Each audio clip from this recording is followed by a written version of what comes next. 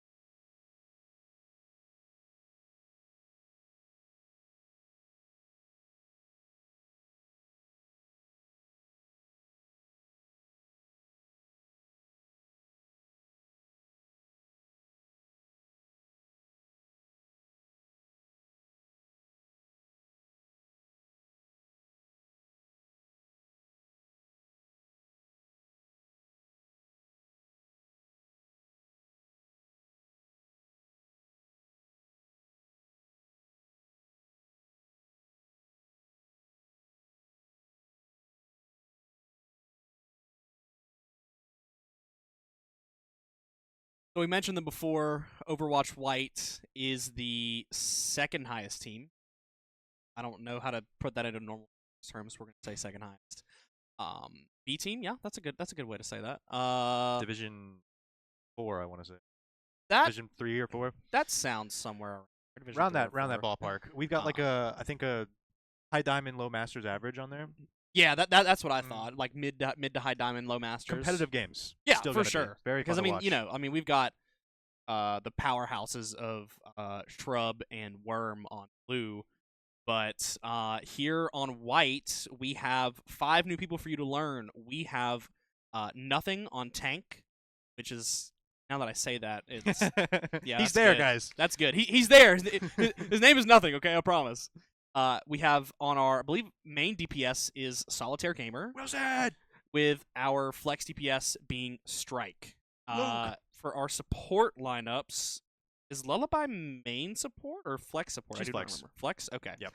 So Lullaby on flex support with Dino Fire King Wait. on main support. I don't know, man. I'm washed.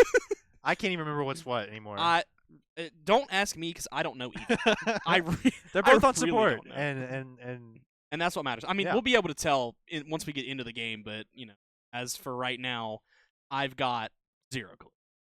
figure it out along the way. I think this is gonna be a fun game. Like Yeah. we said, make or break. Yes. So high stakes. Drexel Gold. I haven't seen much from them, but they're probably gonna be competing for regionals. I don't know if it's make or break for them, but Regionals or playoffs? playoffs to get to. Isn't regionals playoffs? I don't know. I got there. I'm old. Bro. I got there. I'm unk. And once you win playoffs, you go to nationals. True. Okay. So regionals think. does make sense. Wait, okay. Regionals- Everyone's agreeing with me right now, and I'm scared. I don't know. Do your own research. Yeah. Do your own research. So do we know anything about how? Do we know? Okay, so we know enough about Blue to know they're going to be on a couple of different comps. We only followed them for the entirety of the season and never dropped a game. Yeah. Where we had to stream a lower team. But do we know what comps that we're running here? Because it's the same coaches, so I assume it might be something similar. But also we have to think about player strength and weaknesses. Because I played with Lullaby when I was on UAH Charger Black and Charger Yellow, and Lullaby was a permanent Moira player.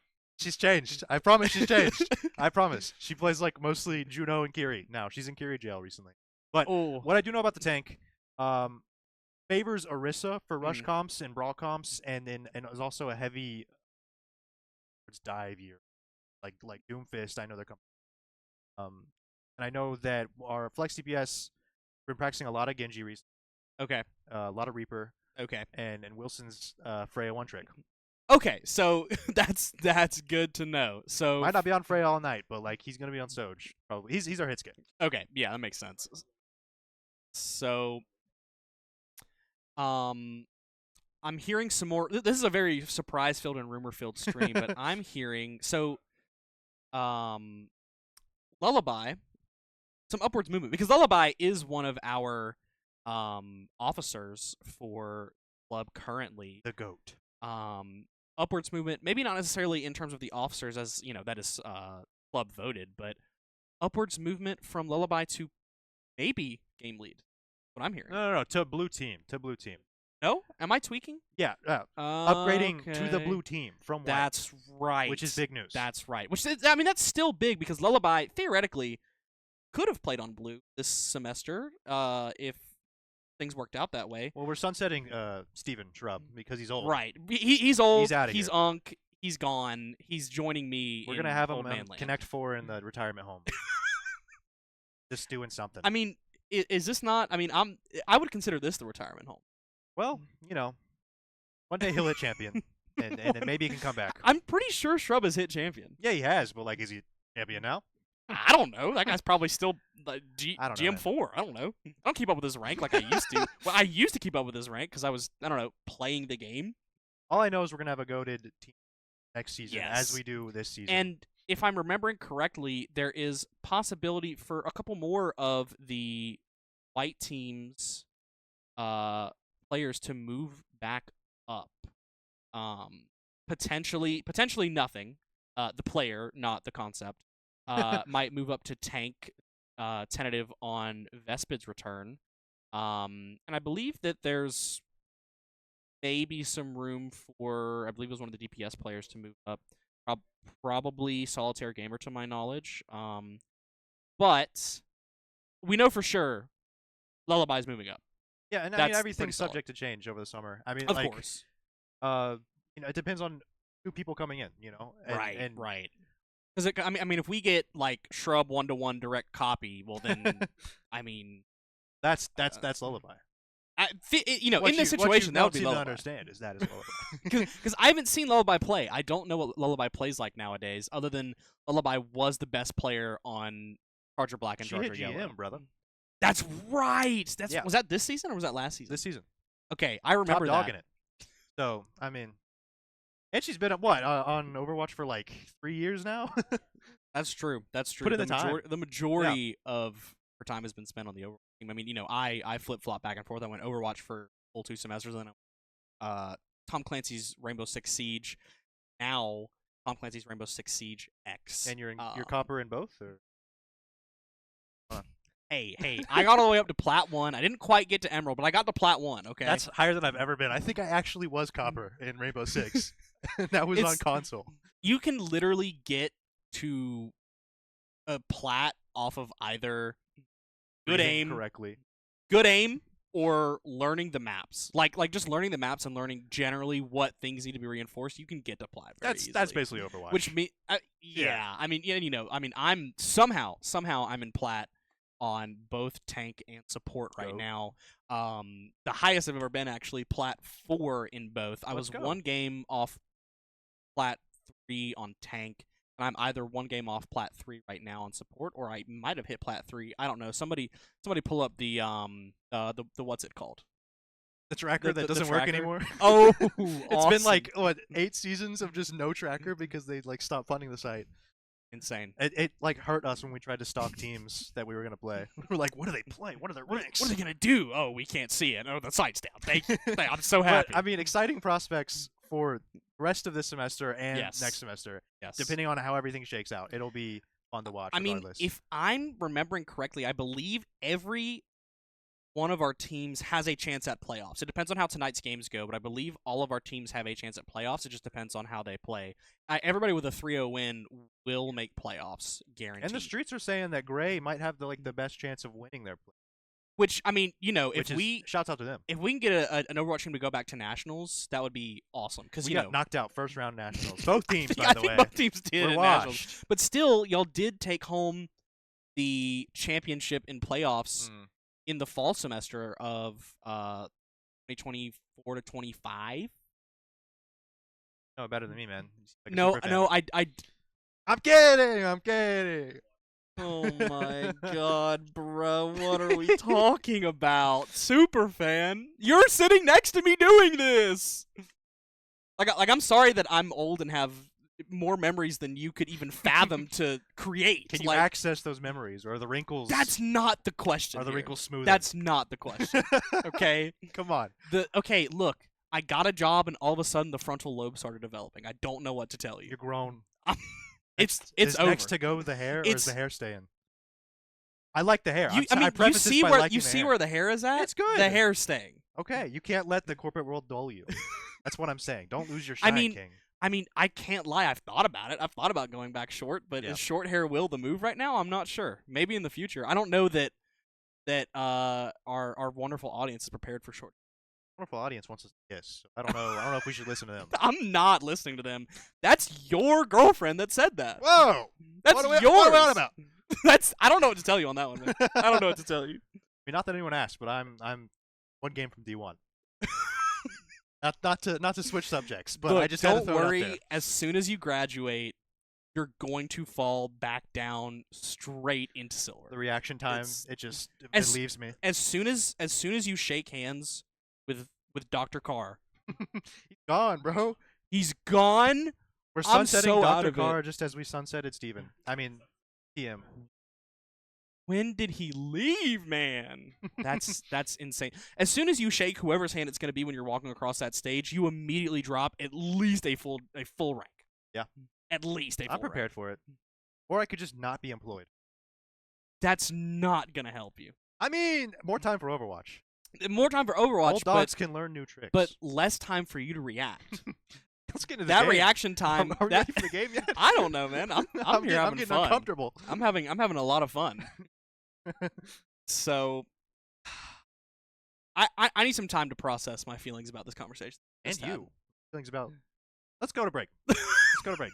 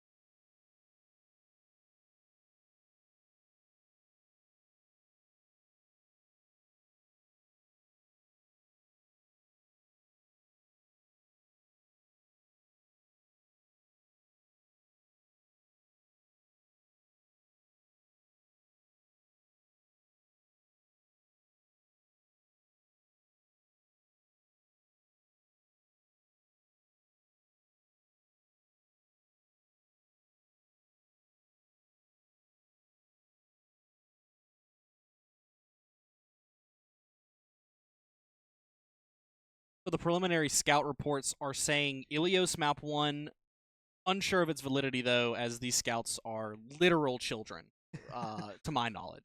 Whoa! So, I mean, the scout that I have is sitting across from me. I'm going to call him a literal. So theoretically, Ilios map 1. I mean, that's probably if you did a distribution of. Sorry, I'm using big words. I know that your small brain can't understand it. But if if we took a distribution of the map 1 picks, Ilios is probably the highest. Oh yeah, I'm sad that Div 2 and Div 1 switched to Face It, where like some map change got split. I mean, because they can still pick Ilios, but a lot of my favorite maps are in the picks. Your favorite maps, like let's see, did you play Overwatch 1? I don't remember. Oh, I was born. I'm not that old or young. I feel like for you, your favorite maps are gonna be. Let's go with. I still think that you're probably a King's Row Blazer. No? Okay, thank God. Supposed free thinkers. Supposed free thinkers when King's Row's in the map pool. So I can't even think of my favorite map now. I just was thinking of Ilios. I was like, Ilios, my beloved. I think that my favorite map is Suravalsa, and at this point in the game, that's like a lukewarm. That's like a milquetoast. I'll tell you one. Oasis. I hate Oasis. I just like one point on Oasis, and it's the straight shot shotgun map, like where it's just very close quarter. Because I play Sombra, and you can't get around much on Sombra. Okay. Preliminary scouting reports coming to us once again from the child across the room from me is that Ilios is confirmed. So Ilios map 1 with 1 ban through? Yeah, Jetpack Cat. Jetpack Cat, and now I know that you're very sad about that. I mean, it's gonna happen. I'd rather get it out of the way early. I think that who let's see who voted him. Actually, let's see who banned that. That's actually a good point. UAH banned them. I'm going to cry. So UAH is scared of the Jetpack Cat. Is what okay, honestly, I'm scared of the Jetpack Cat. I mean, that's my #1 ban pick. I do not care if you're scared to watch it.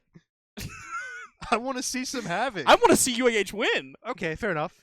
If you are sitting in my lobby and you pick Jetpack Cat, I am picking that as my #1 ban. I do not care. I hate playing against the cat, dude. Just the fact that like she can be a nuisance from so far and then not die just because she goes behind a wall that you can't. Like infinite flight. Infinite flight. Like that's just who came up with that? Who sat in a room and said, something. Yeah, this is a good decision. Yeah, I like this one. Let's let them fly infinitely, and also their resource is the fact that they get a speed boost that lasts longer than Farah. They nerfed it. I mean, I'm still permabanning that character every. Look, I'm bad at playing cat, but it is actually terrible to play against one. It is actually the worst. It's like, look, okay, I know I'm Unk, I know I'm old, I'm chopped. Yeah.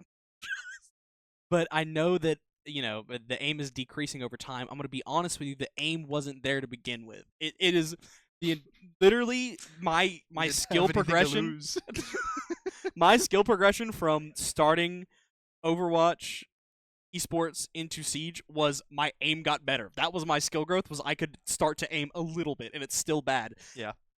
And our scouting reports are telling us Freya ban. From Drexel. So Wilson is cooked. It's over. I think they were scouting profiles. I'll tell you what. I don't blame them. That's exactly what I would do. I would scout profiles. 93% of playtime on Freya, and they were like, wait, guys, I have a funny idea. Guys, I've got an incredible idea. What if we did this? So, let's just... I need a minute. I'm gonna need a couple of minutes. We took off last week, okay? So I need some time to get adjusted. We're gonna take a minute, and we're gonna look at some of the things that have happened very well for UAH. I believe Blue is who it would be over the season. Let's take a look at some of the highlights of the season so for this next fight, as we are gonna have Rush still be able to come out super early, super early. We are gonna see Smos for. Yeah, let's go.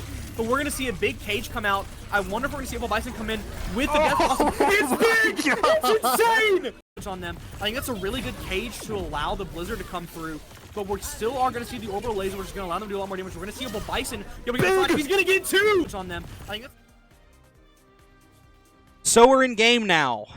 Ilios. Highlights were good, though. Highlights were good. I mean, saw one person of Articular a couple times. I mean, we've got our GOAT.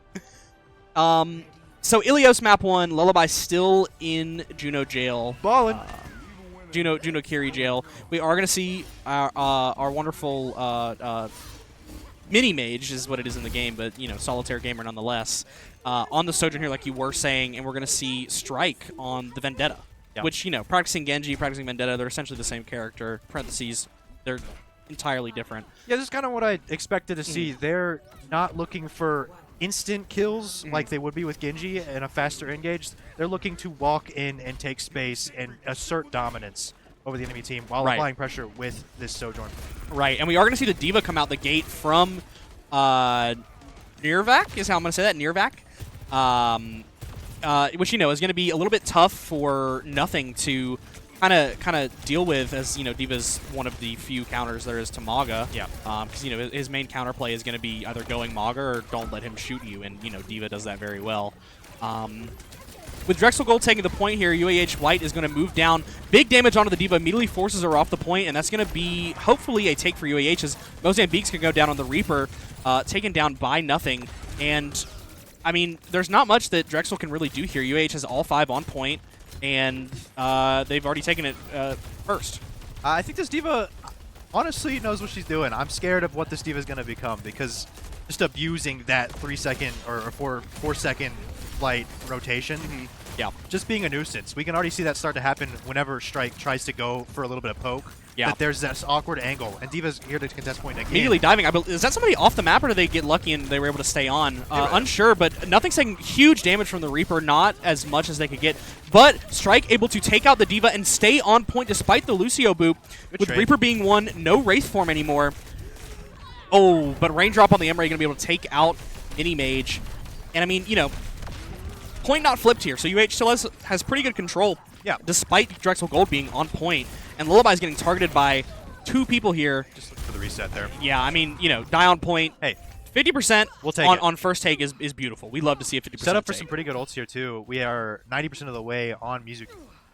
Probably going to be just a really good counter to Emre. Yeah, and that's 100%. how they're going to be looking to use that. So we want to take this a little slower to get that ult up.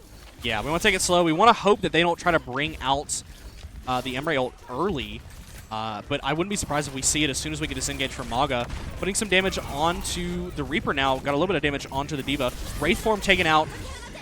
We're probably looking to call that, go in on it. Which is what we do. We pop the Mizuki ult. Reaper ults inside of Mizuki, taking out 2. I mean, 2-for-1 ults is not bad, especially when we have people still alive, but it's not going to last very long. I mean, that's tough. We've got... We see Kiri ult come out, which I wasn't even aware was up, into the Emre ult. And we only use Cage, not Maga Cage, but Mizuki Cage. Yeah, I mean, look, that was one ult. Fast fight. We need to get back in there faster. Spin the ults that we have now, while keeping a good, you know, rotation of them. I think we want to see 2 ults here. Yeah, and we're gonna see the orbital ray come out pretty early. We've got Cage as well as Blade from Strike here. Electing to save it and just go for the flip here, which honestly is not a bad play. We're going to see the D.Va come down, and I assume that as soon as some of these people that are on the high ground drop, we're going to be seeing the Blade. But we're going to see D.Va Bomb come out. Nobody taken out. We've got no golds in this lobby so far. And we're going to see a big Cage come out. This D.Va's not going to be able to escape. Immediately demeched. Still in. We're going to be able to see Blade come out, only able to get the D.Va. But Strike able to come in and get another big pick, and he's going to hopefully take out this Reaper. Got the big health pack in the Wraith form, so he lives to fight another day, but he's going to have to back out. And UAH flips the point back. Definitely a good fight. I think we've maybe overspent a little bit there at the end after Cage was popped. I'm not sure if the Vendetta ult was necessary, but it builds back fast. So, I mean, no harm, no foul. We do only have Sojourn ult going into this next one. It's pretty hard to keep the point against an aggressive beat. Yeah, I mean, I assume we're going to see the beat come out earlier than later. And as soon as I say that, it does. But we're going to see Overclock come out, which, you know, I'm assuming that the beat was taken out to counter that. But Overclock's still going just a little bit. Beats run out. UAH looking pretty hurt as they're able to get, as Drexel Gold is able to get 3 picks, and Lullaby is just going to get out despite the Lucio following. Big damage. Could possibly take out the Lucio here. Maybe not with Emery staring her in the face. Bolts for Drexel. They're definitely in the upper hand position going into this next scrimmage here. Yeah, but we're looking to take out someone fast. Either that or bait out an ult and then still get touch on point, which we might be taking a little bit too much time on the rotation. The Emery ult's going to come out. It's possible that UAH can get inside before the Emery can really deal too much damage. Lots of people low, looking at half health. Minimage going to go down to it. Looks like Beyblade is up, and I imagine the Reaper's about to pull it out, but he's in mid TP, killed by Strike, leaving just the D.Va on point with Maga still up. Tragic. Wow, it tragic, happens. but able to maybe get it off on point. It looks like he did, allowing some regen for Strike here, but it's going to be a tough one. We've got Mini Mage back on the Tracer, able to get back to point, able to get some touch going on, keep overtime up. It's looking very low. Yeah, well, they do have 2 ults. Popping Kiriko here now, early in this next fight. But Dino Fire King gets a boop on Imre. Big boop. Although Mini Mage does go down, trying to keep that up. We're going to see Reaper ult come out, not able to take out as many as they could, but they were not able to step on point, and Drexel Gold's going to take round one on Ilios. So good fight put up from White. Yeah. Insanely good fight. I mean, they brought it all the way to overtime. They almost got a full another fight out, but unfortunately Drexel Gold had ult advantage. Yeah. If that's what I was looking for the name of the ult. I'm just gonna call it Beyblade because that's what we've called Rush, it in the past. they had Reaper ult as well. They had Rush. They had Beyblade, and I mean, when it was just the Rush, it was fine. Yeah. UAH was able to contend pretty good, but once the Beyblade came out, I mean, you can't really get back on point. You're gonna die. I think if I'm UAH White, I'm thinking we need to hard focus more on ult tracking this next fight. 100%. That was the Achilles heel in that last one. Overspending Yes. and then not having anything back in time for that last touch. We want to be the people with the upper hand going into the fight in this next Yes, round. and we're going to see 0 swaps coming out here from either team as they're going to try to take this left side room here. Pretty typical, but nothing taking a very lot of low damage, yeah. immediately, and is going to go down. Try to be able to get some damage in, but it's just without the Maga there's really not much that UAH is going to be able to do. They're going to have to pull out here. And I mean, you know, some staggers, but not the worst in the world. In this comp, UAH kind of wants to be a unit together, with the exception of Sojourn and possibly one of the supports helping peel for the Sojourn. We want to have map control to be able to walk up on Mauga and stay alive in the process. And that involves Mauga knowing where his supports are and also the supports knowing when the Mauga's going. A lot of communication reliance in this comp, and that's what we want to see. But we do see a switch to Ramatra, which should hopefully be a little slower pace. Yeah, I do like the Ramatra swap and the Kiriko to go with it. I mean, this is extremely reminiscent of, what I used to play was the Ram Rush comp. And I mean, it typically works pretty well, especially when we get a pick onto the Reaper pretty early here as he's separated from the rest of the team. Very big. Strike, we're going to see the Emery ult come out. Not sure how much damage it is going to do. Strike going to go in, try to get him off of out of the height with the overhead slash there. Almost goes into the middle of the pit. I glitched a little when he did that, yeah. Yeah, that was very scary, but UAH able to stay on point, flip point, and keep it as Drexel Gold is going to have to kind of back off a little bit. The game and is wait for the rest delaying of their here, team. yeah. We want to just keep this D.Va at a pestering stage. She can't really do much right now because a lot of her team is dead. Lucio really low, almost able to secure it. D.Va goes in once more. Big damage onto the he's dead again. Wow, immediately dead. Down a fire with a wonderful boop. Nothing, barely able to stay alive, just a tiny bit of health left with the damage block, and Luke able to get in there, almost able to take out the Lucio, but he's going to get immediately healed by his Kiriko. Nope. And there's gonna have, I mean, Drexel Gold can't really walk into this as much as they want to. I mean, and this is the rock paper scissors. You've got this kind of rush brawly comp with a more dive-centered area, and we're going to see Annihilation come out, not able to grab onto too many targets, but just enough to keep it going just a little bit. Low. Yeah, I mean, we're going to see the beat come out in response, and I believe that Strike is going to try to get away for an ult here, but I like that he did not use it, and now we have 3 ults to Drexel Gold's 2 going into this flip where we're 30% up. Got a little bit big for our britches there in that ult spin.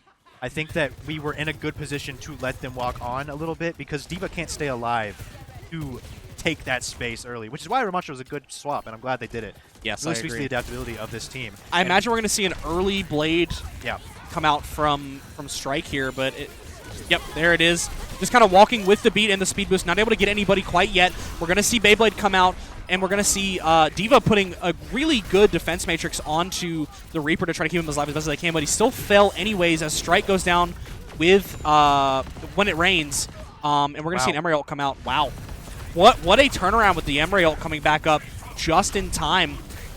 Still 2 ults for UAH. They were only just barely at flip point there. A little sad. But yeah, both teams spent a lot of ults. We are in the favor there in terms of ult spinning. We just need to get our Sojourn on or off angle, ready to pester these people and take space on this next fight. We need Dino Fire King to get back, take our Soj onto an off angle and just kind of try to rip through them on that off angle with the OC. Really good what Drexel did there. Just spinning that one ult to take 4 people, basically. I think was amazing. They set him up for this next. And we're going to see Rush come out. We're going to see D.Va Bomb come out, trying to kill the D.Va. Unfortunately, get back in the mech, and he does, leading to him going down, leading to the Lucio going down as well from Minimage with the overclock. I couldn't see it for a second there, but yeah, with the overclock. Not as much value as you'd hope from an overclock, but still a full rail to hopefully get somebody. As you can see, not able to quite take out the Reaper as the Wraith Form's going to come up, and Fury's going to be able to save him. But UAH taking back point in a good position to hold right now. No ults up for anybody, with the fastest ults coming up going to be Beat as well as Annihilation. We're playing around this Annihilation heavy here. Yes. Almost have it charged up. We don't want to use it too aggressively. We want to use it when they have to overextend onto point.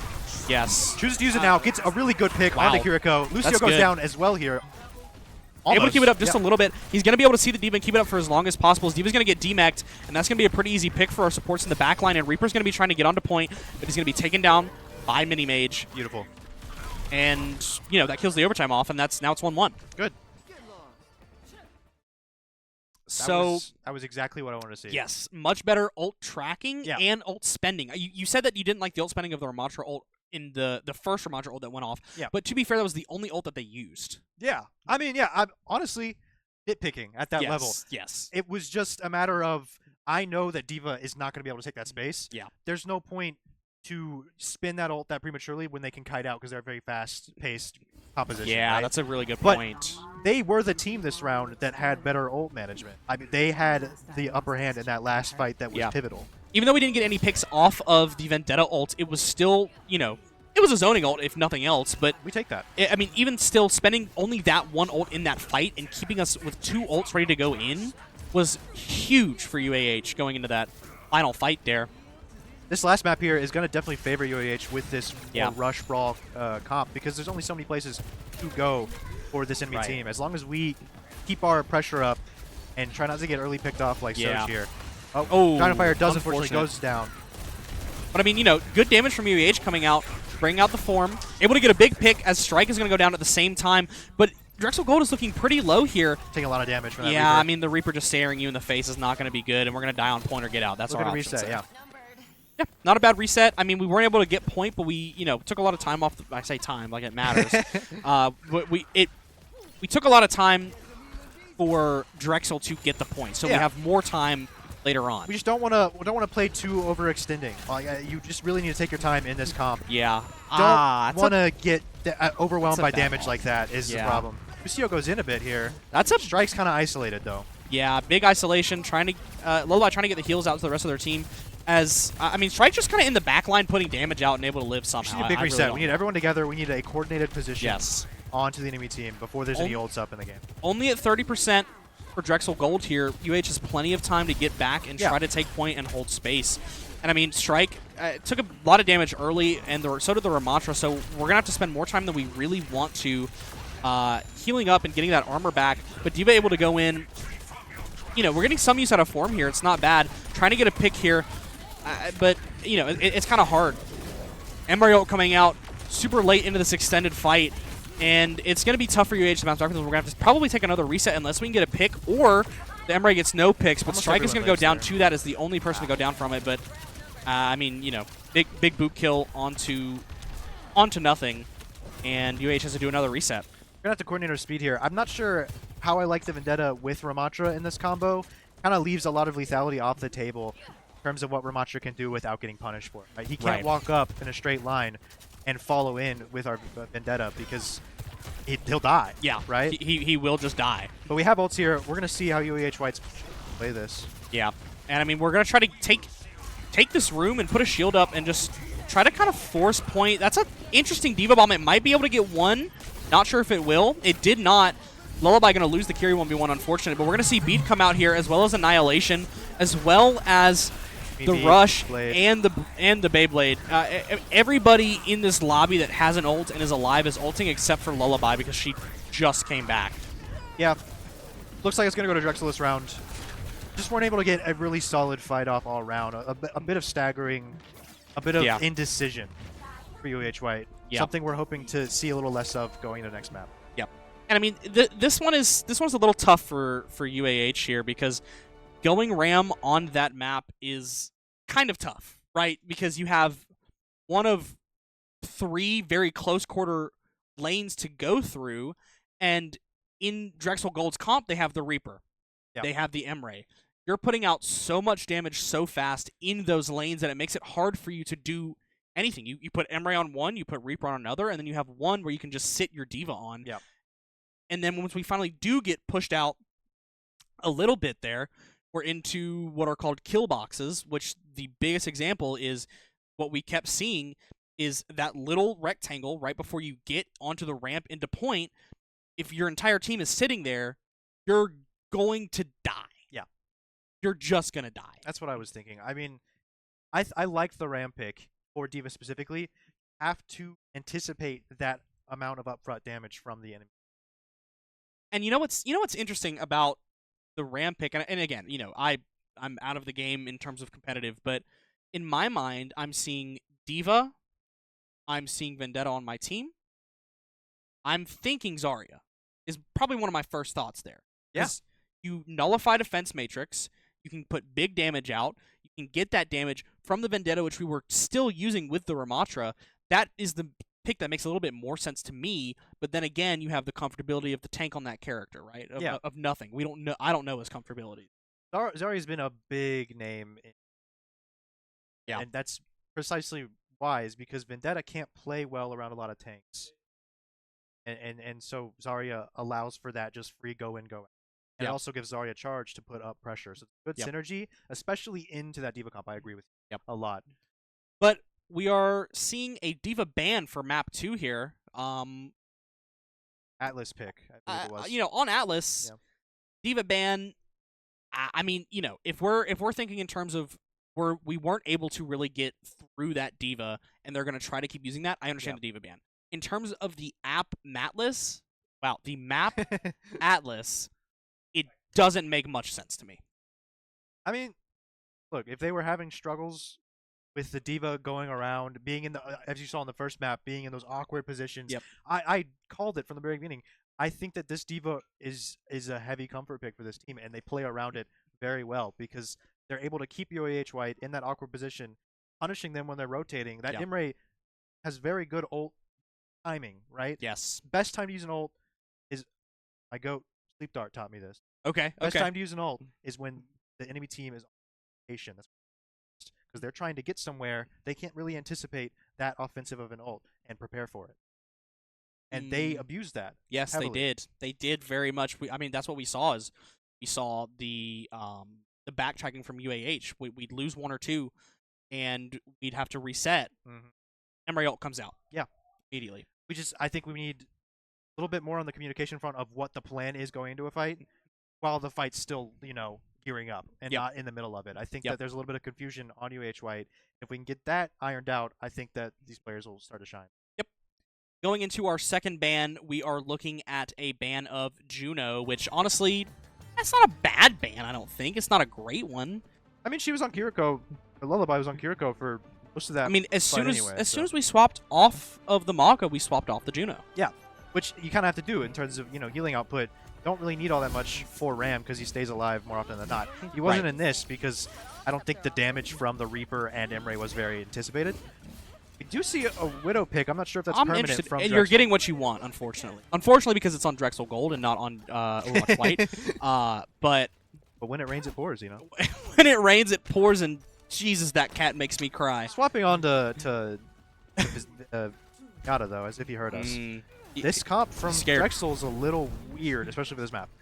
I'm not sure how to feel about it. I mean, we've got the anti-nade from Nope coming out onto our Maga, which Lullaby has Suzu for. Sure, but with these tight angles, they're going to need to put themselves in a precarious situation, and I hope I see our team abuse that. Yeah, I mean, that's a big slam coming out from nothing. They're putting a lot of damage onto Drexel Gold pretty early. Another big slam. Zen gonna go down. Ana gonna go down immediately. Huge support picks. As the Widow's just not. I mean, never mind. I lied. Widow's able to pick off Lullaby and Mini Mage, but it's not going to be quite enough. That's exactly what I wanted to see. Like, 2 very immobile supports. See a Queen switch. Wow. I assume just for the anti of her ult. I'm not sure how good that's going to be applied here with such an immobile backline. Because Queen's going to want to push forward. The backline is going to have to overextend, put themselves in a precarious situation to accommodate that.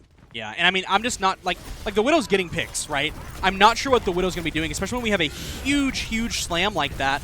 And I mean, you know, oh, wow. Okay, well. Punished here for it. A little too early, I think. Big thing about Zenyatta that you really need to learn is to bait out that Discord, because it's going to do a lot of damage to you, and you have to be able to just negate that, right? I mean, we're just going battle of mechanics here with this Widow. It's like, can you pick us off before the Widow picks off your entire backline? That's what we're playing. I mean, she's doing a really good job being on that off angle and punishing the rotation as UAH is trying to play aggressive for that stationary backline. It could be a sacrificial Zen angle. Oh, wow. Very scary as we're just trying to, like, wait for our team here. We're going to see a big engage from Strike, but not able to quite get anybody, but it pushes them back just enough. We're going to see the Zen go down very fast. We're going to see the Ana go down very fast. Yes. I mean, this is what we want. We want the communication. We want everybody to follow up. And we're hopefully going to be able to get a stagger here on this Widow on 6 HP. Able to get the Mega off, but still fully out. This is what I'm talking about. They had to play up there because there's no angle to play farther back. He goes down. Don't jump. Ow. You can't keep jumping when there's no reason to jump. I think it won't hurt them too bad, though. Even if they lose this fight, there's still one more fight to go. And I mean, ults are coming out. Walls come out super early. We're just going to try to force the Widow off the off angle. And Ana goes down again by a solo Lucio. Wow. My go. I mean, you know, the Discord Orb onto the Maga is not going to be quite enough. Drexel trying to flip here. Not even able to get it halfway. Reaper TPing onto point. Oh, Widow be able to pick off the Soj there. And I mean, Reaper's going to go down, and now Widow's just got to leave. Yeah. This is a weird comp by Drexel, and I think they're starting to see the downsides of it into a more uniform, more standard comp that has the upside of being able to engage and also not have weak supports in terms of positioning. We do see a BAP switch, so it's hopefully going to help with appeal for the more immobile characters, but it does not change the fact that there is no. Right. Now you've got. I mean, it's just it's a comp that we've never seen because we're so used to comps much more similar to what Overwatch White is running. I'm guessing they're faltering because of the D.Va ban. Like maybe they're not used to playing it. We see a Reaper ult come out, not able to get anybody, and he goes down himself. Good beat. Wow. By UAH here to stay alive. I mean, all the ults are coming out, you know, as much as possible. We might just want to run out while this Zenyatta ult's going, so we don't lose anybody. I mean, we have Cage here, and I speak it into existence. Can we stay alive? We might be able to. Zenyatta jumps in the cage. Wow, that's an interesting way. Oh. Able to go down, but Strike gonna be able to take the pick. Down. Okay, we're good. Wow, maybe able to get the Widow here too. They're just gonna take it and just get the stagger. Yeah. Not a stagger. I mean, she died pretty much the same time as everyone else. Yeah. Sorry. Okay. Finally coming to our senses from Drexel here. Both supports switching to a very mobile, less diveable comp. It's gonna spell some trouble for UAH because now there's no real way to abuse that MO.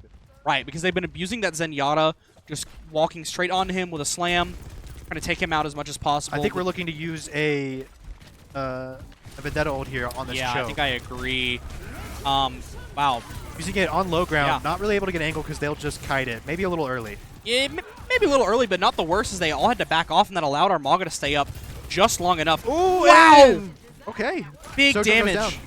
Alga chooses to go in here, putting his supports a little bit out of position, but Minimage is able to clean up. It worked. Yep. It worked. I mean, look at that. Come on. Wow. I mean, that's the thing is, bad plays are bad plays, but if it works, it works. If the team's, ready for it. I mean, I know you're supposed to hold up on a last point on a flashpoint map, but I'm seeing a little discrepancy in the numbers there. It was 1 and not 2 at that point, but I mean, this is a good fight so far from UAH. Big slam, got the Wraith form out Lucio very fast. Very overextended their enemy Lucio. Wow. He didn't get punished for it. Dang. But Reaper goes down. Pick. Rest of our team, it is a 3v or 2v4 right now. I mean, we're just gonna walk to point and take it off Rift. Not sure if we're gonna be able to get out fully. Maybe if TP's back up, hopefully we can get everyone out alive. It looks like we can, and I mean, Drexel Gold might take the point early here, but we've got 2 big ults. We've got both support ults. Hopefully not going to use both at the same time, but we might end up having to with the Queen ult coming out. So we might want to wait and see if Queen ult's going to come out first and then use B. What? Queen's going down fast. Wow. Queen is dead. Huge damage. No Queen ult to come out now. You just walk on the rest of their supports Lucio here. gets slammed here. Going to take him out, hopefully. Oh, the reload. Unfortunate. We just got to get on point and flip it here as best as they can. fast overtaking. It was good. And I think that Drexel did well not spinning there after they knew that Queen got a little bit pushed back. Yeah, this is going to be a tough fight for with UAH those to keep support ults. point. Yeah. I mean, Lucio just kind of doing what Lucio does, walking Playing a in. little far up for where we are, kind of giving Drexel perfect opportunity to just spin ults. I mean, I agree, but there comes the overclock. But a lot of damage coming out. Lucio under half HP, but it's not going to be enough. Barely able to keep the Mongo up with Suzu. I'm not sure what's going... I'm not sure how nothing lasted that long. Look, you want to play up near the end of the point, right? You don't want them to have time to walk back whenever it's such high percentage. Right. I think we might have just given them a free fight by overextending too much. Maybe a little bit, but I mean... They didn't we still spin got... but one ult. They still have 4. That's the problem, right? We have 4 up as well, so this is very winnable for UAH, depending on how they play it. I mean, you know, we like to see a bigger blade come out from Strike. He's got a pretty big blade. Okay, we're seeing beats counteract that, and that ended up being a good beat with the Beyblade coming out, Clean ult coming out as well. Everybody is antied. Everybody's taking big damage. Oh, interesting. Well, Crashed. we crashed. We haven't had an issue with this in a while. We're going to hope to get it back up soon because we are in one of the last few points if UAH can flip it. I mean, I think that UAH can. We have to imagine it in our mind here. UAH is winning this fight handedly despite all of the ults from Drexel coming out. Luke has a big blade. Big blade. Huge blade even. Some might say the biggest. Above average for sure. And we're going to say that UAH is they already won the game, I think, actually. You know, I'm going to go with that they won. Can we go and update the score for that? Since we're the main information relayers, I think that you guys just they won this. In my head and in my heart, and you know, as I am pure of heart, what I say cannot be wrong. They've won in my heart, therefore that they've won. I'm going to see what, reality holds outside of your domicile in the brain. My domicile. We're going to see. It's my own private domicile. I think it was I think it was a very close fight with both teams at 50 from the percentage-wise on the point. Yeah. I'm assuming Drexel spent before he crashed and probably overtook. Yep. Or they already had point. I can't remember. I don't they know. already had point. So while we figure out what is going on with this, we're going to step back for a second. Sorry about it.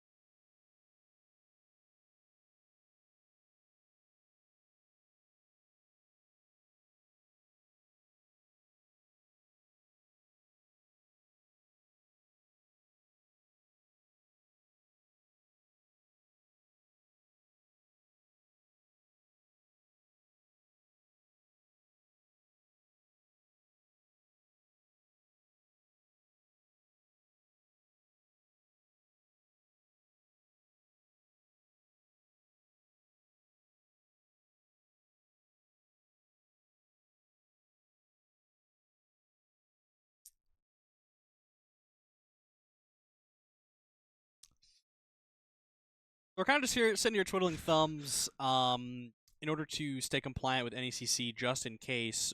We are just going to have to imagine the rest of that map. Unfortunately, I don't believe spectators are allowed to join back mid-match. If something happens like that, we have to wait until break time. And right? I mean, better to do that than to try to join back mid-match and have some rule be broken. Sure. Yeah, and forfeit a map that we potentially won. We're going to keep you updated here while just yapping, hopefully.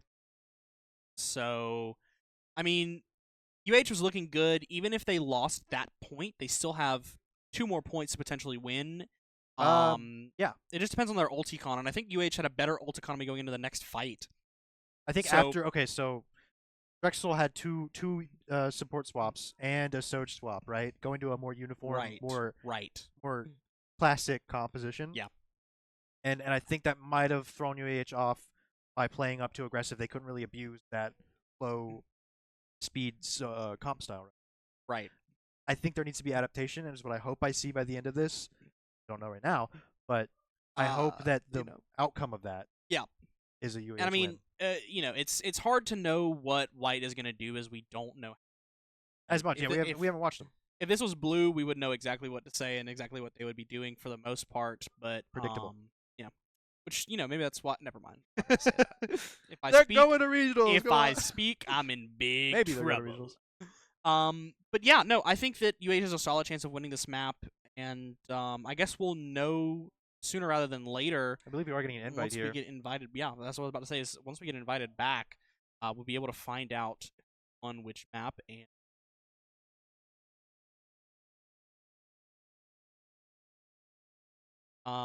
Yes. So, UH won, which we kind of expected that to happen to an extent, right? They were rolling pretty heavily on that first 2 points. I don't think Drexel had time to recover really well by the end of it. Yeah, especially good to hear they won. Yeah, just because I mean the ult economy for UAH was really good. They were rotating their ults properly, and when you throw 3 people onto different characters and lose 3 ultimates, I mean that allows UAH to track really well when they're going to have those ults. Yeah, I mean it's good to hear they won that point. It sounds like because they won pretty fast. I don't know if it went to a separate one after. And so that really speaks to how they adapted in the moment, which is still something that Blue is struggling. We kind of need to see how the play style orients. I get it's different in different ranks, but I mean, think it's just spells a. Yeah, I mean, and, it's different players, so they adapt differently. They adapt with different times. And with UAH, they have practiced so much in certain comps, it becomes hard to adapt. Whereas with White, maybe they've done a little bit more experimenting because they might have a fresher team, as well. I think a lot of players on White are. So we're going to Coliseo for map 3, which Push is probably my favorite game mode, despite my favorite map being Suravasa. Yeah. But I think Push is probably one of the better game modes, despite it, 10-minute timer, and things like that. Drexel banning Vendetta. Not surprising. I mean, really not surprising. My humble opinion, I've seen Luke Strike play a good bit more than some people. I think that his Genji stronger than his Vendetta. I don't know how the meta's shaking up right now and where Vendetta may just be overpoweringly good. I think that they're not prepared for the Genji.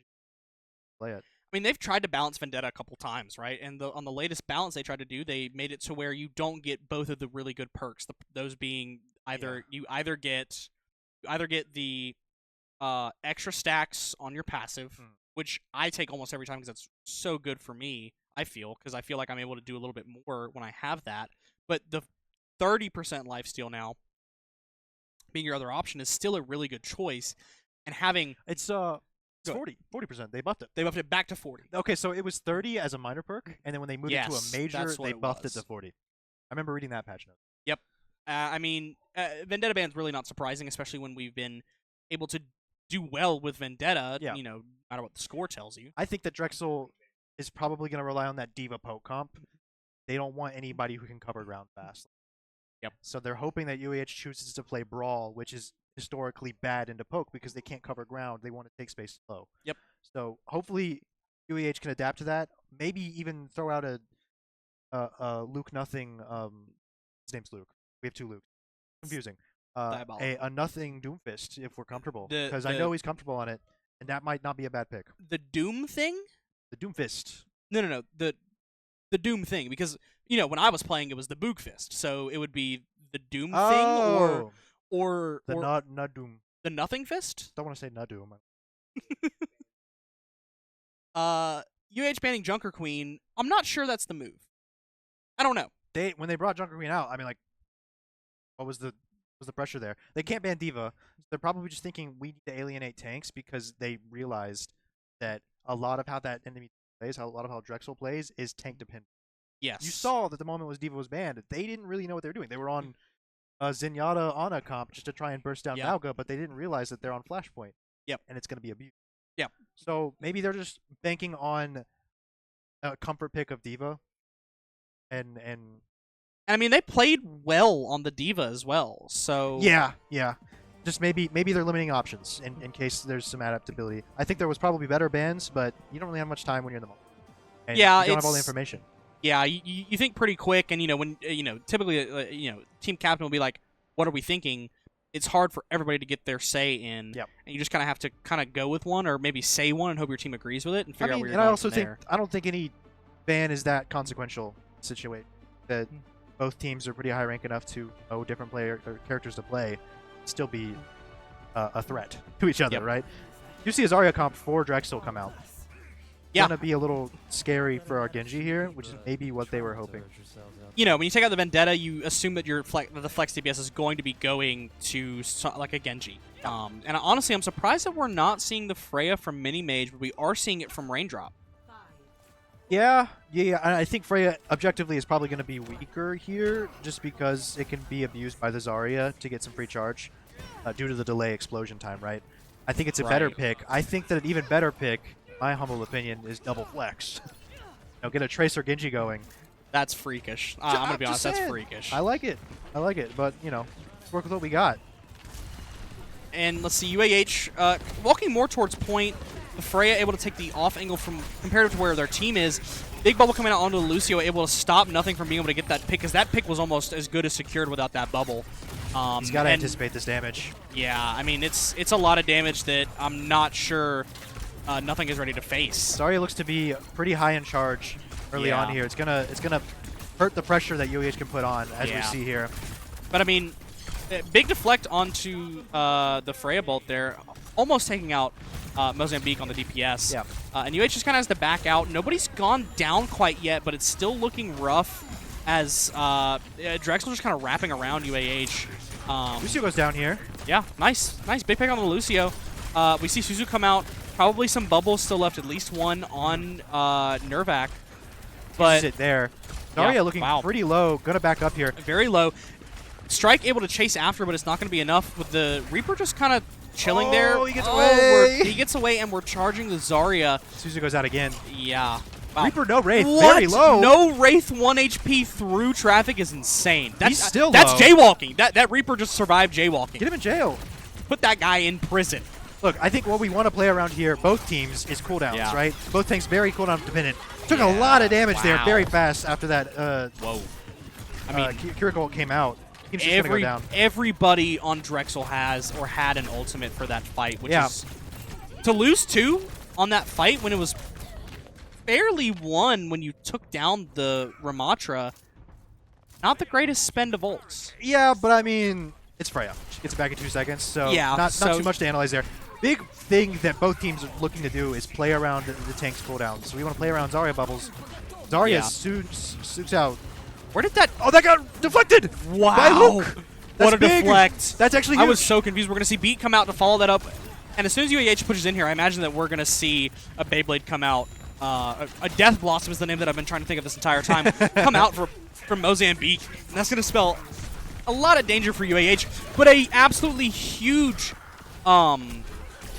chain from the Mizuki. We're going to see Annihilation come out fast, and it's gonna drop fast. They are able to avoid the Annihilation very quick, but it's going to be enough for UAH to try to start pushing the robot and trying to take some space here as Drexel Gold just kind of separated at this point. As I was saying before the Aura Reflection, something that I think UAH needs to do a bit more of here is play around cooldowns, because we don't really have we're not punishing these overextensions by Zarya or her bubble usage, right? They are doing a really good job of playing around our Ramatra shift, right? Reaper comes out with an early Beyblade. We take down both DPS here. With a Lucio trade, but we're going to go down. Yeah. I mean, good on UAH for keeping the blade. And we got lead. I mean, we got lead from that. I mean, it's going to be tough for UAH to contest Drexel coming back for that lead as they mean, you really only have the Genji to touch here, and walking with your blade into 5 people who are going to look straight at you. You gotta remember especially Juno's speed here, and they also aren't touching cart right now, which is a big mistake by Drexel because we want to secure that lead for them. It's gonna allow UAH to touch. That allows a lot of to time, go in there. I imagine we're about to see a blade come out here, and we see it. do. Hopefully able to get this Reaper. That's one pick. That's big. Able to get over to the Freya, but not able to take them out. Kiriko able to get the Kiriko, maybe? Oh, 1 HP. 1 But HP. it does separate the team a lot, and we can hopefully punish Zarya without dying ourselves. Team needs to turn around and look at Zarya right here. I mean, Zarya's taking down one more person than she should have, but she goes down eventually. Needed a lot more focus just to get her out early. I mean, yeah, that's a big stagger. I think if the team turns around a little bit faster there, then maybe NECC doesn't go down. Big but thing is we kept lead. Zarya's gonna have ult up again. Maybe we can get another reflect. That'd be awesome. I hope so. And we're also seeing Ebola here, so maybe we can get the double reflect. Probably gonna look for a Mizuki ult against this Zarya ult whenever she goes to throw it. That's the usual counter. Not wanting to push up too much while they have the high ground. I respect it. We do need to make a decision as to how we're playing, though, as a team.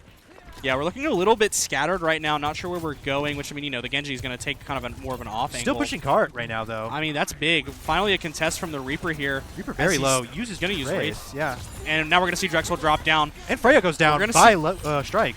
Wow, that's a big pick. We're going to see Rush come out from Drexel Gold, and we're just going to try to keep them away from being able to take full advantage of the rush here, as we're going to see Beat come up, and we're going to see... I mean, I didn't hear... goes down here. Wow. Just can't keep up with that damage. Yeah. Can only do so much in that situation. But, I mean, we got a lot of space from them. Yeah. And we're just going to try to die on point and allow UAH to come back a little bit faster. Probably wanted to see Strike playing a bit more with the team in that moment because an off angle there can't really contest a Reaper as Genji on an off angle, sadly. So maybe a bit more use could have been had to maybe reflecting that next Zarya, which only happens once in a blue moon. I can't expect that to be done as a play, but I think maybe positioning-wise could have been more optimized for the team. Yeah. Gonna try and keep a contest here. Yeah, which burn is time. Which is a good contest, I think. It's just we got to have the team follow up. We have Ramel. I assume that we're going to try to use this to extend a fight. We want to kill Lucio here. Lucio should die. Big Lucio pick, especially with the orbital ray coming out damage boosting. Takes out 3, the Reaper. I mean, we have... Oh, wow, big damage on the Zarya. Possibly killable? Not quite. I mean, it's a Beat versus a Rail and a Ramatra. He's probably going to spin the Beat when Ramatra pops Nemesis. We need another touch here. Yeah. Only 3.5 minutes left in the game. It's going to spell some doom if we aren't able to contest, which Lucio goes in, but he's very low. Just kind of ends up staggering. Had a touch, not enough. They're barely... Still going to try and fight for it. If we have ults here, this is possible to win. I mean, we're gonna see the Annihilation come out, and the Beat allows us to stay alive a little bit longer with... Or, Careful sorry, with the points! No, we C9 it. Oh, wow. That's tough. It happens. I mean, this is still winnable, but UH has to win multiple fights in a row here. Don't want to see a stagger come in here either. Ults are a little awkward. We have Blade coming back up. Wow, big damage onto Strike immediately. It's that AoE, man. That's a big stagger that we do not want to see from UAH. But we have the overclock here. We're coming up onto Blade again, and we're getting close to coming up on Mizuki ult. Probably optimal way to play this is set up on that top left, get a good wide angle to use ult, and have them stay behind. Wow, big damage! Goes down very fast. Big Lucio damage. We're probably coming down here next. Yeah. Good synergy between our Ramatra and Gigi, both focusing on the right person, able to take out the enemy team without them getting too much more point progress. I mean, we could follow this in here theoretically. We just have to be careful that we don't take We don't want Genji to die here because we need his blade in the next fight. Takes the health pack, but it's fine. Barely able to keep him alive, but I mean, if we could push this, Lucio's a little far aggressive. UAH needs to snowball this. We gotta ult before this Zarya gets ult, which looks like she's gonna build it and probably pop it immediately on them as they're grouped together right now. Looks like that's gonna happen here soon. Maybe we can stop the ult. We're gonna see if we can. We've got a Blade coming blade out. here. Which, if Zarya walks up, we're going to probably see Genji come out for that blade. And we're seeing it onto the back line. She's trying to chase down the Genji to get him in an ult, I imagine, but he just goes down naturally because our Ramatra can't really keep up when he goes that far in, Yeah, I imagine we're going to see Graf come out here in just a second. But UAH still holding on. I mean, it's a 4v4. This is winnable, especially with Orbital Ray coming out. Zarya can go down here, and they win. That's just kind of a win. Now we need to focus on pushing card. Yeah. Because they still have to take the forward spawn, right? And that's going to take a second to reset. Yep.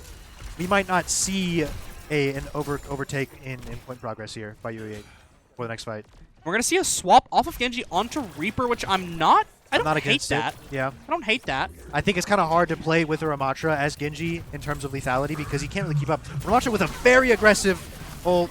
Ramatra not, I don't think, expecting the Zarya ult, but we see a trade. I mean, 1 for 2, still winnable as we're still pushing cart, hopefully able to get to the point where we can take back the lead, but not quite. I liked the strategy that UAH wanted there. They wanted a distraction, right, so that we could try and maybe get that point push. It was just a little too far to do it. I think what we wanted to do was just hopefully position for a Hail Mary fight win there. We weren't expecting the Zarya ult to come out. And so now we've got to transition over to trying to take this point back before they can delete forward spawn by pushing across the center. And I mean, it's possible, because if we can do that, puts UAH in a very good position to come back and win. Oh, but with Reaper on the flank and 4 ults up for the enemy team. Yeah, 2 big picks from Drexel, able to get back across forward spawn. Not what UAH wants to see, as it's going to be much, much harder to finally push. And they were able to win that without any ults as well, which is kind of tragic. Kind of puts UAH in a pickle for this last fight with 20 seconds to go. Yep. We do have Mizuki ult to maybe respond and keep some pressure off the tank to hold space while they're looking like they're going to try and just keep it as far away from the push as possible. Lucio, very low here. Big damage. Just trying to just go straight through Lucio could the die. bubble. He dies Lucio here. dead. That's big. big. Straight on 2 supports. Oh! Reaper goes down. Wow. It's a 3v4. Now, UH is in overtime here, so they cannot leave the point at all, meaning that they have to literally sit on point until they push. 3v3 right now. Ola coming out, not quite able to get anybody. Freya going to go down. Big stagger for UAH. As Zarya comes back in. The point here. Zarya low. I mean, nothing's just going to keep pushing the cart. I mean, tragic thing about that is you have to stay on cart, right? Yeah. They have 2 support ults. Just to send a Kiriko ult down the middle of the cart progress is going to be detrimental for UAH if we don't have a response for it. Yep. I mean, and we see that come out. We're going to see the Mizuki ult come out. And we're hoping that Drexel just kind of stays on the point to contest it here so we can stay in this Mizuki ult and keep the healing up. Good kiting back to point and back to that Mizuki ult. We can hopefully see a railgun come out. Yep, railgun gonna come out. We're probably gonna see Orbital Ray come out as soon as possible. We have to stay on point here. Zarya can die. Point. Not quite able to take out the Zarya very low. Zarya goes down. This is very huge. Wow. But Mini Mage goes down in the process. We're still able to win this just a little bit, but we have the Reaper sitting there staring into our Ramatra. Annihilation coming out, pushing Drexel off the point. A little premature on the Annihilation. It's a little weren't tough. Focusing on him, so they kind of just backed away. Oh. Tragic. So close. So close. Very well played by both teams. Close match. I mean, very, very close for UAH. Yeah. Very, very close. Well fought. Look, it's hard to play into a Zarya comp, I'm telling you. Yes, it is. And especially I feel like with the abusive Reaper. I feel like there was a slight issue in there was a slight issue in UAH just keeping the Zarya charged.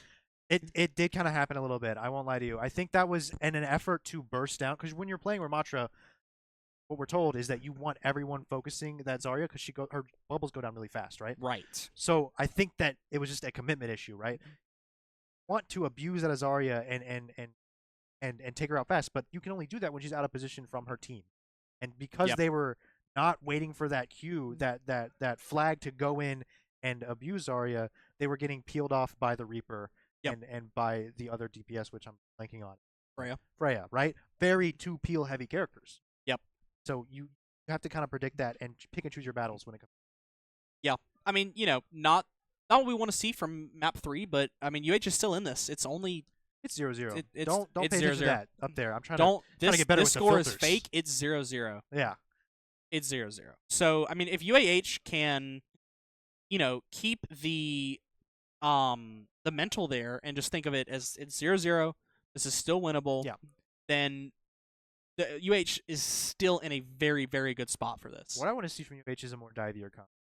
I don't think I've seen all too much the white dive comps. I mean, it's been all brawl for the most part in this game. I mean, I think that we know a bit of Doomfist, and I think we can probably abuse it unexpected. Right. I mean, you're sitting there 3 maps in. This is one of the best times to pull out something just a Hail Mary, right? Like the Doomfist. Yeah. But I mean, I think despite this game, right, even if we are able to pull it out, judging by the points, there may be that UAH White won't get to go to playoffs, even if we win this, but it'll still be good to have a good record season, right? Yep. They needed a 3-0, sadly, right? But still been a good performance. I mean, and it's also still a chance to be on who else gets in and who loses, who wins, right? I mean, if we have a bunch of teams just go 0-3 and have just a terrible differential, a bunch of upsets would maybe spell something different. Yep. We do have an update from Black as well, if you saw that, right? Interesting. So UAH Black lost map 1, tied map 2. So they're neck and neck. They're neck and neck. There's still a chance for Black to get in there. Unknown about Gray at this point. No, you hardly see a tie. That's rare. I don't even know what that match going on there. That has to be it's on a not an escort but a hybrid. If the enemy team if your team pushes in the cart with less than a minute, I believe, and they have That's right. Okay, so if your team pushes in the cart with less than a minute, and the enemy team No, I had it wrong.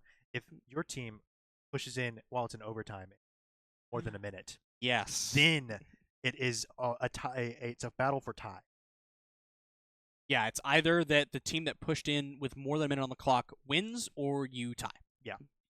Yeah, which usually is very attacker-sided, because the second that any defender goes down on a lot of those maps, there's a long walk back. And so the attackers, they have a quick reset. They can have more fights while the enemy team. But speaking of hybrid maps, we're going to Midtown for map 4. Same map that Black was on. Maybe we'll see a tie here, which would that mean that they get pushed back into their map? Or? I don't know how that works. Maybe we'll see a map 6. Oh, scary. Never map 6. I don't think the filter's ready for that, if that's a possibility. I don't know if we have that potential. Oh, really? Okay. We might have the potential. I'm not sure. Zarya ban coming out from UAH, which honestly, I don't blame them. I think that we're probably not going to see as much Zarya on this map, but taking that away from them in the off chance that they do use that is going to be better than... Probably maybe going to see Drexel go back to the D.Va comp, which they didn't pull out at all on Khaleesi. Guessing is because D.Va's a little weaker into that long sight range map pool, right? 100%.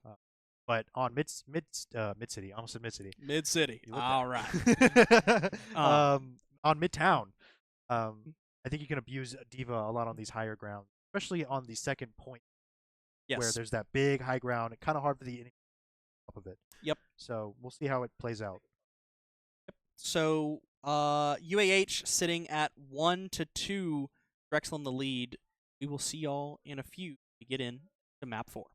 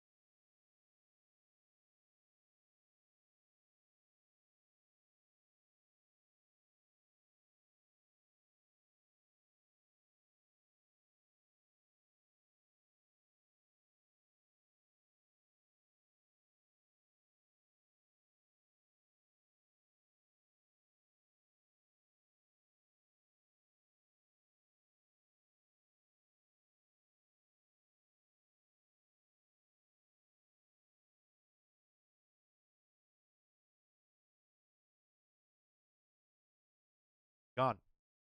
He's actually gone. It's just me now. I'm kidding. He's in the bio break. It's what they call it. It's a fancy term for using the restroom. Oh, well, that's good too. I'm just getting word that the players are also taking a break. So, good sync up from Will. But blanking on the ban for Mid-City or for Midtown. I can't remember what it was. Kiriko ban from Drexel. So they're looking to really punish our support lineup in their ban specifically, and I guess it's kind of worked for them a little bit. We were kind of put on a little bit of an uncomfortable ground in that last match, as you may have seen.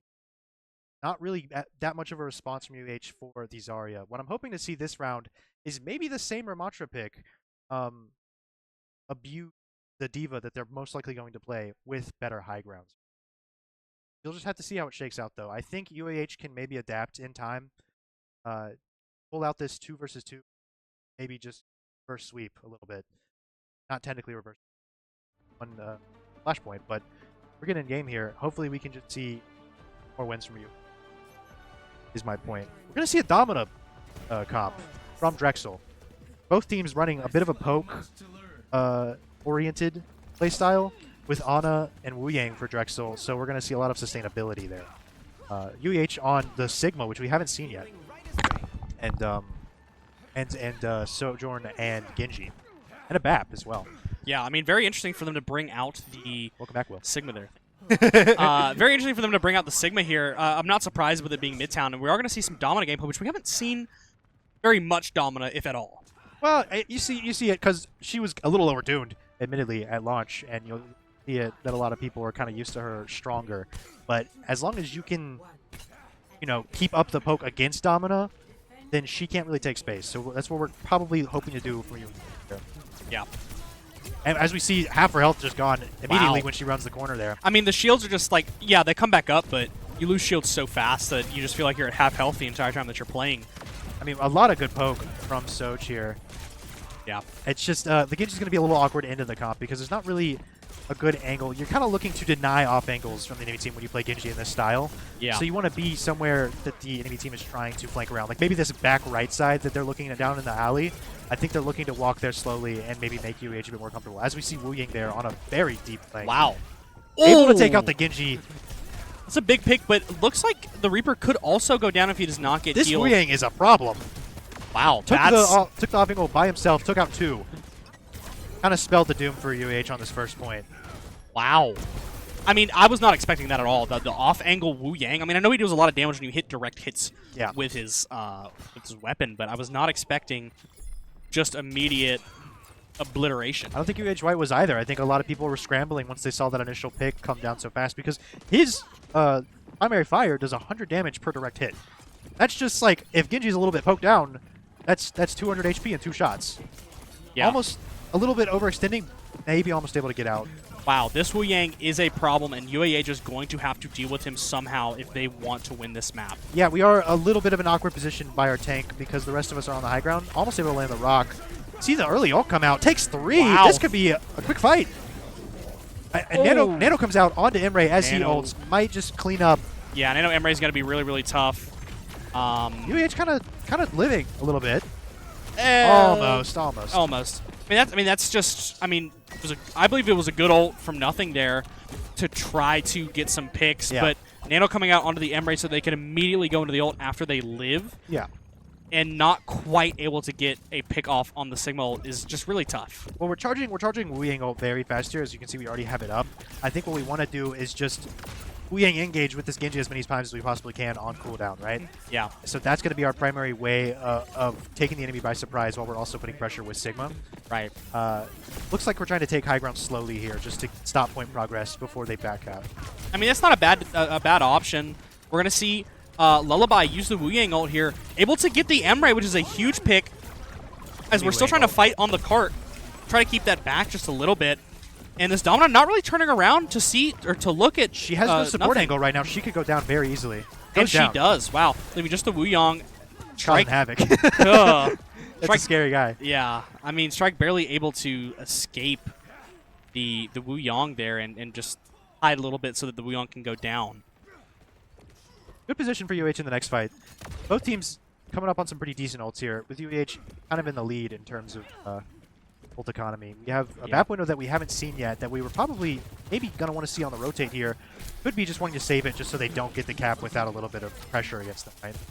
Yeah, I mean, my thoughts on a BAP window on this map are, on their rotate back, if you can, just set up on that high ground. You've got overclock to pair with it. So Sigma taking a lot of damage, having to back off of the high ground. Maybe this is where we're wanting to position our BAP into a good place to that ult, so that Drexel doesn't take this for free, Right. We do have Blade as well. Reaper comes out. Oh. Oh, he's so Almost low. able to get him. He's so, Wow. I would have done that dash too, honestly. I think that it was so close to death. But that does mean that Drexel's going to pretty easily secure off of just one ult. Yeah, which is tough as they still have 3 sitting up. But UAH with 4 and with the... Wow, good deflect. With 4 and with the Wu Yang one coming up would be 5. We're a little hesitant to spend ults here. I think that we let them take aggression in that fight. Yeah. It's gonna spell our doom if we keep that up. And this Domina is still very oppressive despite taking big bursts of damage. You know, having the shield on certain cooldowns and being able to deal enough damage to force you kind of back. I don't hate this window. I like it. They're all I don't hate kind of this exposed. window at all. I think that they can easily kite it, though, is the problem, and they do. But we are able to get Domina down, and Wu Yang goes out as well. It is a 3v5, 3v4 now. I mean, we're seeing the Nano Emre. 4v4, 4v2. He's insane, this Emre. Wow. Jeez. Our tank really just trying to take out the Ana with our Genji. And I she mean, does go down. I mean, it's not the worst play in the world, but That, I mean, that Emre, man. Nano Emre is diabolical. Oh, was he nanoed? He was nanoed. Wow, okay. I mean, yeah. Can't really do much against that one. I mean, we didn't heal-wise. use that many ults into that, so I mean, we still have 3 sitting on our heads right now that we can use to try to delay as much as possible. Big key is delay right now. We want to use a blade. I don't think we've used it yet. This is where we're going to see it. Yeah. Mini Mage goes down pretty early, but we are able to kill the tank, which Wow. makes this a 3v3. Reaper uses Wraith, looking low. Probably going to go down here as well. It's unfortunate that we got no value, I say, out of the Wu Yang ult, and I say that purely because of the fact that we got the pick off with the blade, and so then the Wu Yang ult is just there to hopefully keep the Genji up throughout. That's really all it beginning. is. I mean, it's a glorified nano in terms of it doesn't give you damage, but it makes you a unstoppable force almost for a little bit of time, and that's what you want with Genji because you can't just go in and expect to live. Because your initial thought is the the stun, the knockdown from the Wu Yang ult, and not getting that. But speaking of getting something, we're getting Domina very low. Wow. Maybe a big pick on There he Domina, goes. big rock. Barely able able to to keep them alive. Yeah. Just a little bit too much PO for Domina with those supports up. I think I want to see somebody on UAH get on that top right high ground because we aren't really utilizing it as much as we could be. Yeah. Sigma very low, and Anode goes down here. Wow. With window still out. 3 ults for Drexel. Kind of a rough spot to be in for UAH on this defense. Yeah. No, I agree. We still have one more fight before they're able to fully secure it, so maybe a miracle can happen. Yeah, but we're looking at 3 ults to UAH's none, so it's going to be a tough fight to even survive 1. Oh, we ain't 2 try so to take. close to go down. Still a little bit of time for UAH, able to try to push towards the cart. We're going to see the Nano Emre ult come out just like we've seen before. Oh, that was so low. We're going to see goes down, 3 go down. Unfortunately, everyone else does. Wow. I mean, that's kind of what we expected from that last fight is Drexel's going to use their ults, and they're going to push straight through the end. A minute 11 on the clock for Drexel. I mean, not as much time as, you know, a different case might have been if they had just steamrolled all the way through. Yeah. I mean, look, last half full, I think that UAH can easily push in more time if they're able to get their coordination down on terms of how they want to play this. I will say, I think Sigma into Domina is a rough combo, strictly because you can't really use because Domina's primary fire is a laser, right? You can't use your vortex. It's half laser, half projectile. So the end burst is a projectile? The end burst, I don't remember if it's either a very fast projectile or it's hit scan. I think it might actually be hit scan. So it deals a lot of damage on the front end if you can track well, and then your reward for tracking well is big bursts of damage. But on I think the end full combo of her primary fire is able to bypass the vortex by Sigma, right? Or I believe it is. That's what I'm going to go with until it certainly feels that way. I trust myself. And we're going to see the... Oh my god, he's aura farming. Holy aura. We're going to see Mini Mage on the Freya here running into They ain't ready for it. They ain't ready for the... Got like 500 hours in Overwatch and 490 of them are on Freya. They ain't ready for it. I mean, I'm just surprised we haven't seen it earlier, you know? I think, honestly, probably just scared to use Freya in her current state because she is good. Not the best she's been, and maybe we're not used to it in a team setting yet. And that's fair, honestly. We're seeing Ryan here against Sigma. He's just going to be able to walk a little. Take a lot of space. Don't want to overextend here because we can get very easily punished. I mean, good job on staying in your lane there, not overextending. We ain't gonna go down because he's on such a heavy. Wow. Is he gonna go down? Hopefully. Yeah, there he goes. Yeah, he's gonna go down. But finally punished for playing very aggressive. But UAH lost some space chasing that with just about everybody. Everybody's sitting about half HP or so. Mizuki goes down. We are down to support. They're down to support. Kind of an even matchup with Ryan losing a lot of HP. I mean, this is still winnable for UAH. It's a very long, drawn-out fight that they should be able to hold on to as they have a lot less space to cover on their picks. Wow. Both kind of antied though. Gonna go down pretty fast. Yeah, that was a big ante on the part of Drexel, and we're just gonna lose people and we're gonna have to back out. Back out or reset. Maybe we're staying alive too long. We have one ult up early. Yeah. Nano's up for Drexel though. I mean, we're doing damage with the Freya, and I don't think it's a wow. What a rock! Eat that one. We're doing damage on the Freya. It's hard to get these picks off, especially in the situation where we kind of a little bit thirsted after that Wuyong there. My humble opinion is we need to pick a different lane than main. We're taking way too much poke, trying to just get onto the point to fight. We are heavily aggressed here with both Vendetta and Ryan. Wow. Rest of the team's kind of split. Actually, they were able to make their way in. And we're going to see the orbital ray come out. Oh, he knocks it down. Ooh. It doesn't cancel it, though. I mean, two go down pretty fast. Minimage able to get some decent damage off on the Freya, just not enough to quite take anybody out. I want to see a rotation on that far left side. That's my desire. Yeah, I think that I agree. Or even if they are feeling a little frisky, go train. Yeah. Look, anywhere but main against this comp because they're looking main. Right, they're just sitting main, they're staring down main, firing down main, and UAH is just not able to do as much as they want to. So we need to get that Reinhardt shield. We need to get everyone rotated over neatly. Emre's going to use his ult on their rotate again. Very well timed, and he was over on a deep flank. He's going to take out two at least. Almost able to get that overhead. I mean, not a bad idea trying to chase down the Emre a little bit with the Vendetta, trying to get that Emre off of the high ground and let everybody look at him. Yeah. But it's just not working in UAH's favor. Look, we have 4 ults. We need to make a clean rotation onto a side lane and use them, and then we win this. And it looks like our Freya's going to take a little bit of an early angle here through the middle, trying to put some damage out faster than our team gets there so that we have a little bit of poke. Big shatter! Down. Just goes down too fast because he's in the main. Wow! It's tragic. And we expended 3 ults. Ah, that is tragic. Oh, that's so unfortunate. Still a possibility we can come out because there's more ults on UAH than there are for Drexel. We see a switch to Genji from Strike here instead of Vendetta. I think we see that there's no Zarya, and we're a little bit more comfortable to do it. Yeah, I mean, it's not a bad swap at all. I mean, we saw the Genji doing pretty well. Yeah. It's just we've been having trouble walking down main, and it looks like right now we're able to get down main just a little bit. Reaper very low. Uses Wraith. We can chase this down. It's knocked off. Wow, big rock. Genji goes down just trying to finish off that Reaper as well. Gonna take the whole team to get him. Maybe he can stay alive. A little bit of an awkward position. 39 HP, somehow alive. Looking to try to touch point here. I mean, we still have 2 up. And it's possible for us to touch point. Down. Wow, what aim. What aim. Weren't able to get the Mizuki all off. Right. Might have a touch from the Genji. Yep. Just barely gets. Oh, not does that quite. close overtime? Ah. Unfortunate. Wow. That was a tough map for UAH.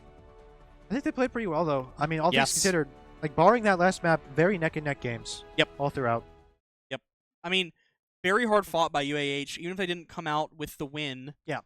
I mean, it was still impressive to watch. It was fun to watch. It was. I mean, that was fun, especially that the first map was, I think, White's best showcase of their play as a team. It shows that because going into the second map, it shows that they can take a loss. Yeah. And they can recuperate. Still recuperate. We saw moments of really coordinated, well-played fights. Which shows that they have the teamwork, they have the ability to do it. It's just keeping that up throughout the entire time it's tough. It's tough in a 5-map series. And I mean, I think it was a good season overall for them. I mean, they were pretty even in terms of wins and losses. I think 3-3 after this, which is not bad. Hey, better than some of the things that some of the records on teams that I've been on. Oh, I thought you were making fun of Blue. No, Blue's fine. Blue's making it to playoffs probably. Yeah, they're killing it.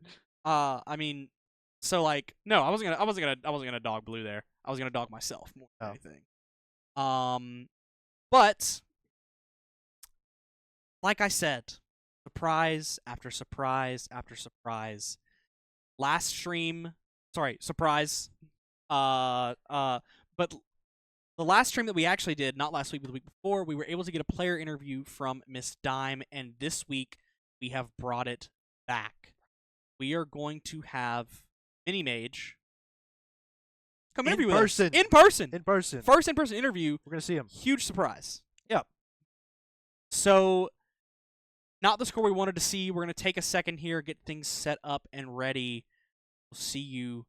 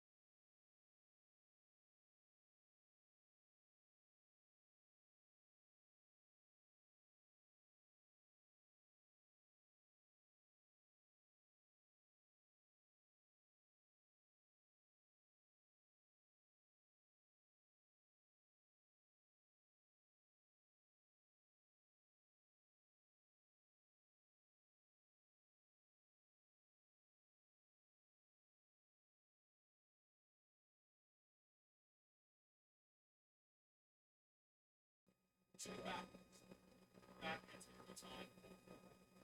We got Wilson, mini mage, solitaire game. I would say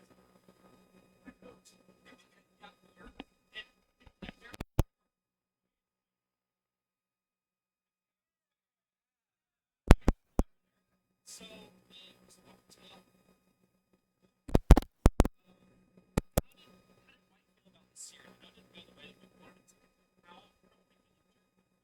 Hang on, the mic sucks. Give me 1 second.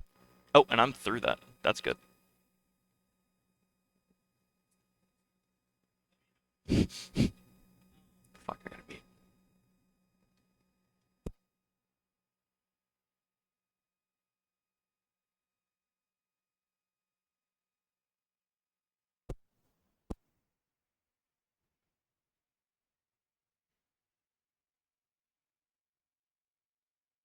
All right, there you go. Oh, holy! Are we in? Are we live? I don't think. Okay, well, this Wow. is Wilson Mini Mage. Wilson Mini Mage Solitaire Gamer. We were chuckling up a storm. I You guys know. didn't know why. We just looked goofy. So, as a team, how did we feel during the series? I know it's not the way that we wanted it to go, but how are we feeling just kind of in general during the series? Our energy was like pretty up, but started falling off towards the end. I think Overwatch White is a team that's really good at Brawl, and the map pool isn't the greatest for Brawl, so we were unfortunately kind of feeling that. But Okay. So we're feeling slightly limited by our like hero pool.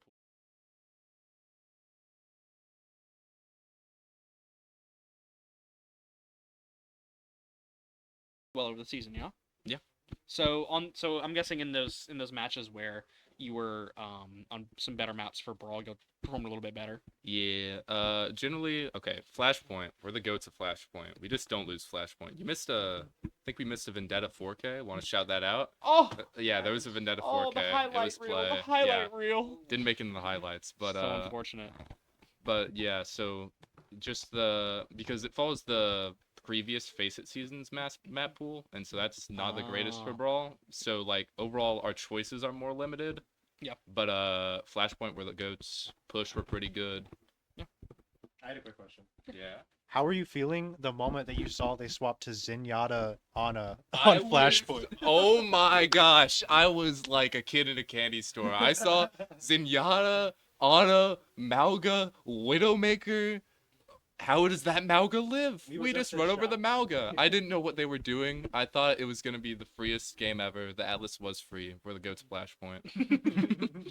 So, I did want to, if I'm remembering correctly, you are the Omega Strikers game lead, yes? Yes. Okay, so Shout out Omega Strikers. shout out Omega Strikers. Shout out Shrub for getting that started. And then I made the first team. there it is. So next season, are y'all playing? Are we allowed to leak that? That's the hope.